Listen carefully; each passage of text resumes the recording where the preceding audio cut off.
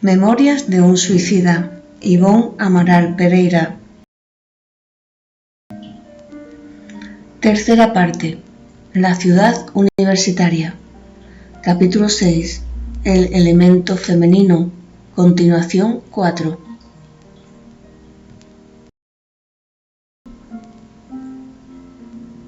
Varias de aquellas criminales entidades se veían desfiguradas por 3, por 5, 10 imágenes pequeñitas, lo que les alteraba sobremanera las vibraciones, desarmonizándoles completamente el estado mental. Escenas deplorables, fieles productos de la mente que sólo se alimentó de la ociosidad nociva del pensamiento, recuerdos lujuriosos, postrantes pruebas de la conducta infiel a la moral, poblaban el lúgubre recinto, transformándolo en la habitación de una colectividad execrable e enloquecedora. Luchaban las desgraciadas, braceando sin treguas, en el intento de rechazar las visiones macabras oriundas de sus propios pensamientos. Los pequeñitos seres, sacrificados otrora por ellas en sus entrañas, sobrevolaban a su alrededor,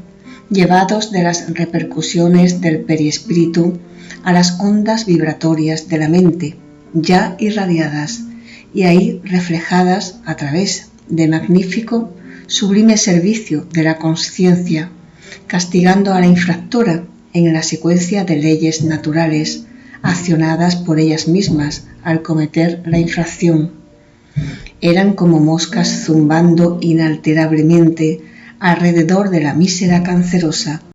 desorientándola hasta la locura en vista de los inevitables desequilibrios de ahí derivados. Se presentaban algunas, además, plenamente obsesionadas por las individualidades que deberían habitar aquellos cuerpos repudiados, individualidades que al no perdonables las negras acciones que redundaron en perjuicios para sus urgentes intereses espirituales, pasaran a perseguirlas con odios y rebelión, afinados sus periespíritus con los de ellas mismas por las cadenas magnéticas naturales a los procesos creadores del renacimiento carnal, unificados todavía, como si continuase en el más allá, el proceso de gestación fetal, iniciado en el estado humano terreno, que el infanticidio interrumpió.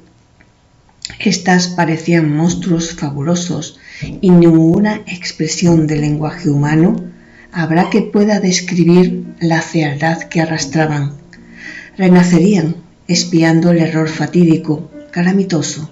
como explicara el insigne catedrático, locas irremediables en el intento de corrección para las desarmonías vibratorias, ya que tales casos son irremediables en el estado espiritual. Serían repulsivos monstruos deformados, enfermos, cuyo grado de anormalidad llevaría a los hombres a dudar de la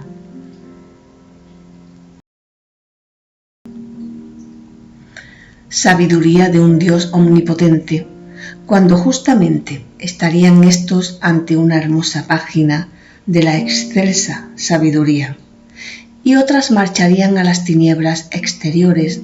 donde chirriarían sus dientes y llorarían hasta que se pudiesen liberar del mayor oprobio que puede deprimir al espíritu de una mujer ante su Creador y Padre. Las tinieblas exteriores, sin embargo, no eran más que la terrible pasantía en habitaciones planetarias inferiores a la Tierra, el destierro vergonzoso de aquel que no mereció consideración entre las sociedades civilizadas de un planeta que tiende a elevarse en el concierto del progreso, rumbo a la fraternidad y a la moral.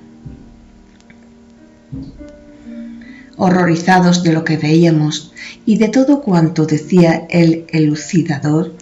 y no sin sorpresa, vimos que eran los casos del manicomio femenino profundamente más dolorosos y graves que los de la misma institución reservada a nosotros, los hombres,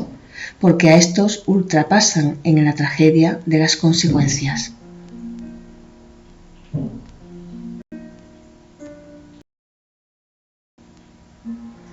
Nos sentíamos impresionados ante tanta miseria, la cual, no obstante de ser tan bien culpados como éramos, jamás pudiéramos concebir. Bien preferiríamos el verbo tierno de Aníbal, repleto de la magia suave del Evangelio y de las visiones encantadoras del apostolado mesiánico,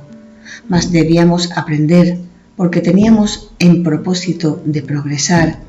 y todo cuanto veíamos sería labor de reeducación, experiencia a enriquecernos la mente y el corazón. Uno de los aprendices aventó la pregunta que bailaba en la mente de los demás. A estas no nos recordamos de verlas en el Valle Siniestro. El estado en que se están ¿no será antes propio de lugares como aquel? ¿Suponéis por ventura que la generalidad de los delincuentes será obligado, por fuerza de la ley, a permanecer en una única y determinada región de lo invisible? Esclareció el mentor condescendiente. ¿O ignorabais que también se arrastran por las bajas camadas sociales terrenas, en contacto con ámbitos viciosos con los que se afinaban realmente antes de la desencarnación? Que su infierno, el ardor de los que les requema la conciencia, se establece preferentemente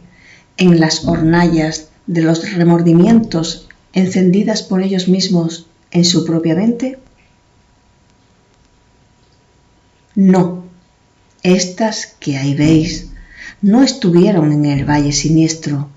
porque el hecho de ir allí, la entidad considerada suicida, ya traduce algo que implicará afinidades para el progreso normal del caso. Estas infelices hermanas, sin embargo, totalmente afinadas con las tinieblas, la conciencia emponzoñada por tremendas responsabilidades y acompañadas todas, desde hace mucho,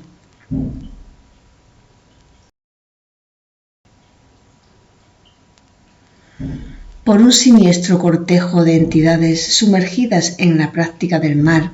a cuyas sugestiones se prendían a través de lazos mentales idénticos al expiar en la vida carnal, fueran envueltas en las ondas vibratorias maléficas que les eran afines, permaneciendo así hasta ahora y siguiendo así en el futuro, hasta que expiaciones durísimas, existencias fértiles en los servicios en pro del bien legítimo, vengan a desatar las ligaduras que al mal las esclavizaran, expurgando de sus conciencias todo ese patrimonio siniestro que las desfigura ahora. En la deplorable situación en que las vemos, es bien verdad que se encuentran en mejor estado que ya estuvieron. Por lo menos están bajo una dedicada protección de fieles amigos del bien, abrigadas en un local seguro, donde no las perturbarán más los odiosos cómplices adquiridos en la práctica del mal, tampoco los enemigos que desde hace mucho les seguían los pasos, como los cuervos olfateando a podredumbre. Muchas desgraciadas que ahí vemos, al desencarnar, fueron arrebatadas por los componentes de la falange perversa que merecieron con los desatinos que practicaran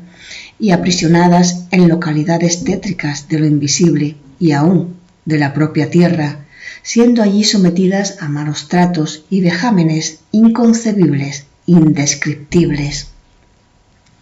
Casos existen en que las individualidades que de ellas debían renacer y fueron rechazadas con un montón de perjuicios y sufrimientos, se asocian a los seres perversos que las rodean para también castigarlas con actos de execrables venganzas. Otras, llevadas por antiguas propensiones, permanecerán en antros de perversión e inmoralidad de la sociedad terrena durante largo tiempo, ahí viviendo animalizadas, mentalmente esclavizadas a soeces instintos, mientras que otras, aún desesperadas, malas, se acercaban a otras mujeres todavía encarnadas y que les permiten acceso para sugerirles la práctica de acciones idénticas a las que las perdieran, tejiendo así una acción perfectamente demoníaca por inspirarse en los más degradantes testimonios de la envidia y del despecho, por no tener más ellas un envoltorio carnal. Deciros de los exhaustivos trabajos que se imponen los servidores de la sección de relaciones externas y los demás voluntarios a fin de liberarlas de las garras de tamaña degradación será superfluo en este momento, ya que de ellos tenéis algunas nociones.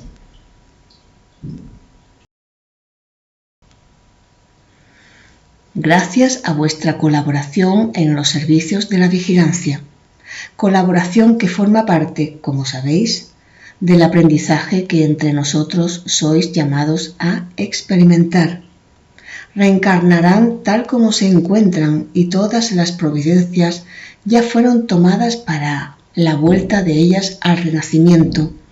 no estando en condiciones de escoger nada voluntariamente. La ley les impone la renovación carnal para la conquista de una mejor situación, de acuerdo al grado de responsabilidad que traen, o mejor, el demérito acumulado por los errores practicados, las impele a reencarnaciones expiatorias terribles,